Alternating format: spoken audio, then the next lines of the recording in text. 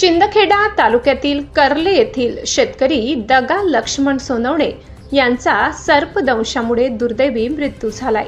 या घटनेमुळे परिसरात हळहळ व्यक्त होत आहे। मिळालेल्या माहितीनुसार दगा लक्ष्मण सोनवणे हे आपल्या शेतात काम करत असताना त्यांना विषारी सर्पाने दंश केला। त्यानंतर त्यांना तातडीने उपचारासाठी दोंडाईचा ग्रामीण रुग्णालयात दाखल करण्यात आले।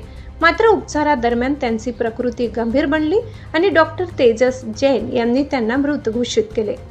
कैलासवासी दगा लक्ष्मण सोनवणे यांना 2 मुले, 1 मुलगी असा परिवार असून या घटनेमुळे कर्ले गावावर शोककळा पसरली असून शेतकऱ्याच्या अकाली निधनाने नातेवाईक व ग्रामस्थांमध्ये दुःखाचे वातावरण आहे।